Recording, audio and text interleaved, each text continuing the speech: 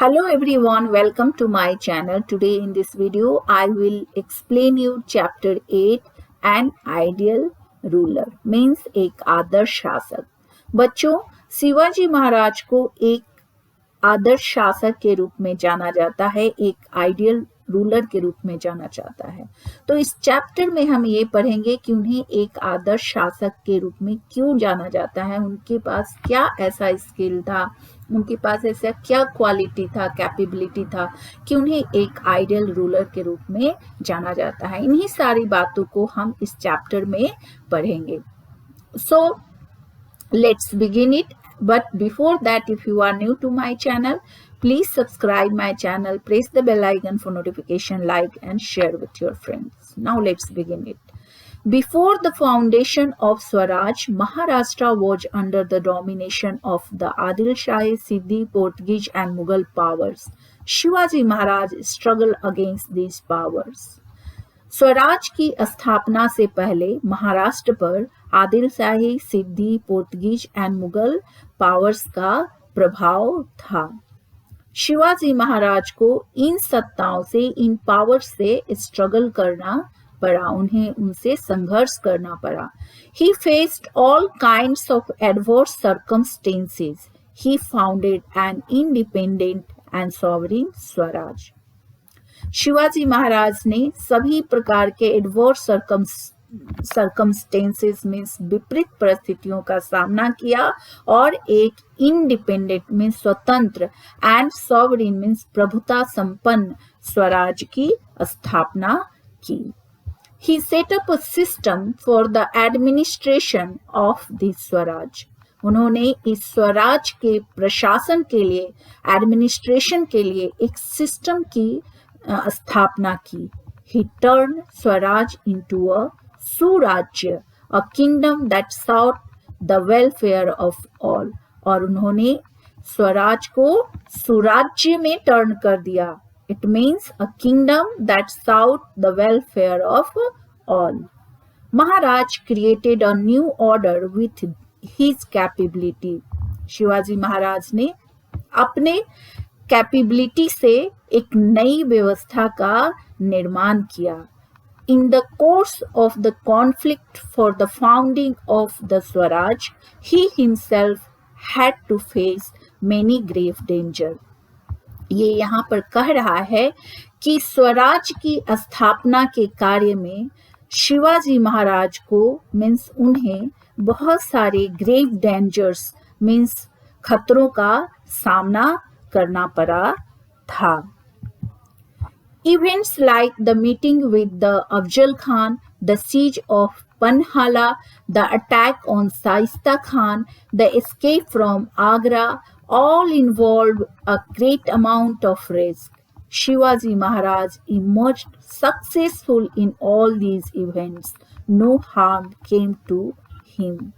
यहाँ पर उदाहरण देते हुए कह रहा है कि अफजल खान से मिलने की घटना, पन्हला का घेराव, शाइस्ता खान पर अटैक, आगरा से बचकर निकलने की घटना, ये सारी जो घटनाएं थी वो रिस्क से भरी हुई थी।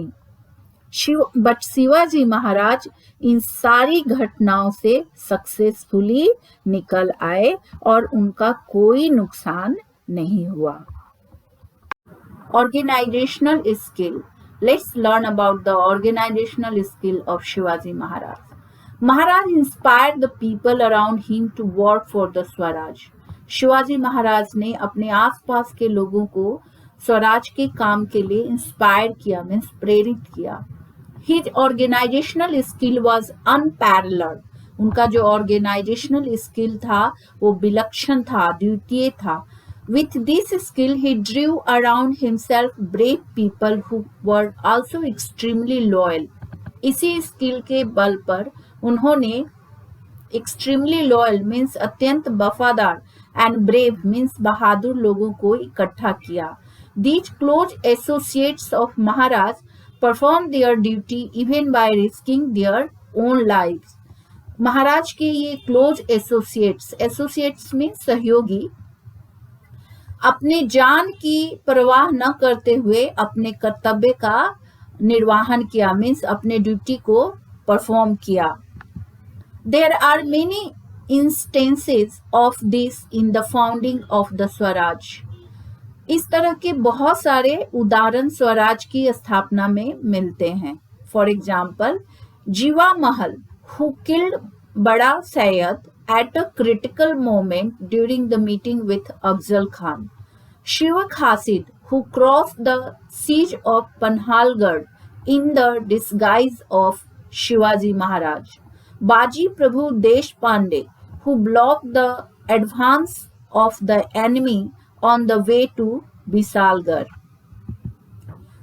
Murar Baji Deshpande who defended the fort of Purandar, Tanaji Malusare who sacrificed his life while conquering Singhgarh, Hiroji Farjand and Madari Mehtar who risked their lives during the escape of Maharaj from Agra, etc.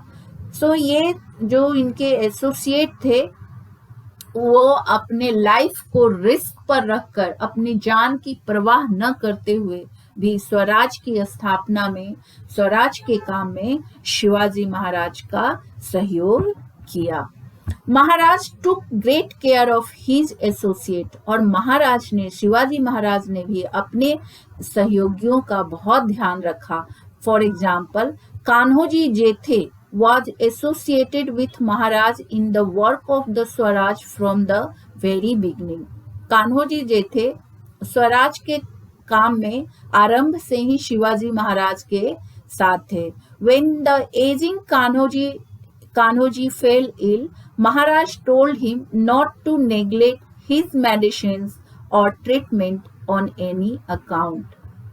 वृद्धावस्था में जब कान्होजी बीमार पड़े तो महाराज ने उन्हें कहा कि किसी भी कीमत पर उनको अपने उपचार में नेग्लेक्ट नहीं करना चाहिए, उन्हें अपने उपचार में किसी तरह की कमी नहीं करना चाहिए। तो ये सब शो करता है कि शिवाजी महाराज अपने एसोसिएट का ग्रेट केयर करते थे, काफी ध्यान रखते थे।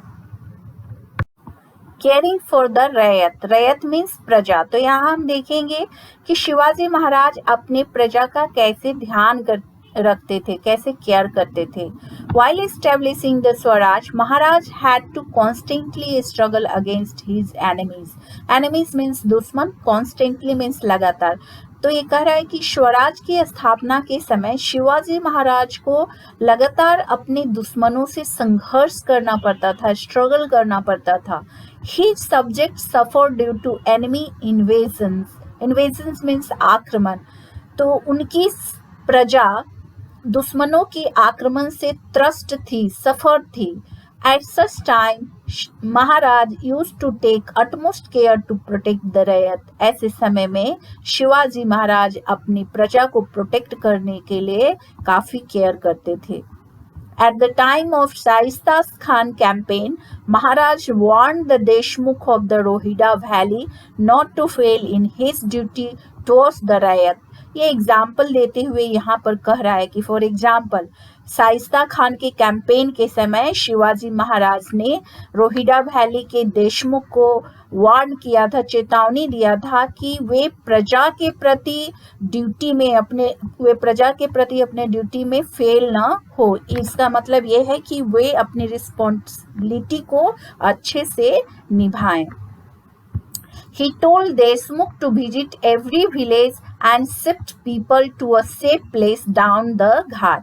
उन्होंने देशमुख को कहा कि गांव-गांव जाकर लोगों को घाटी के नीचे सेफ प्लेस में ले जाएं।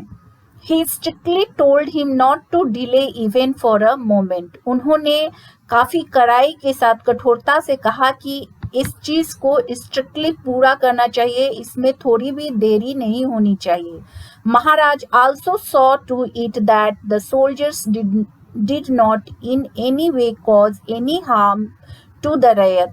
महाराज ने इस बात का भी ध्यान रखा कि सैनिक उनकी प्रजा को किसी तरह से हार्म न करे, नुकसान न करे। पॉलिसी रिगार्डिंग द आर्मी, अब यहाँ पर हम ये देखेंगे कि शिवाजी महाराज ने सेना के संबंध में क्या पॉलिसी बनाया था, सेना के लिए उन्होंने क्या पॉलिसी बनाया था। Maharaj maintained a strict discipline in the army. Shivaji Maharaj ने एक स्ट्रिक्ट डिसिप्लिन आर्मी में मेंटेन किया हुआ था।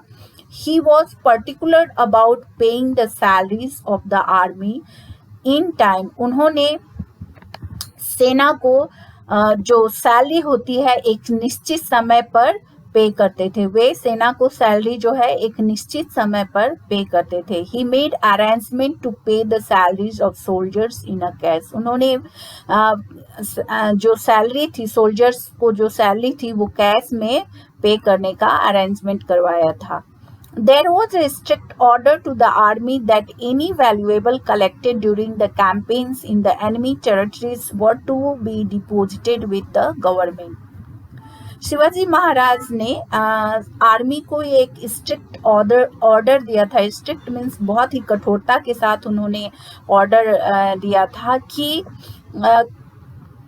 कैंपेन के दौरान दुश्मन टेरिटरी से, दुश्मन प्रदेशों से जो वैल्यूएबल कलेक्ट किया जाता है, वैल्यूएबल मीन्स हीरे जवाहरात, सोना, ये सब जो कलेक्ट किए जाते हैं वो किसको डिपॉजिट होने चाहिए, वो गवर्नमेंट के कोष में डिपॉजिट होने चाहिए।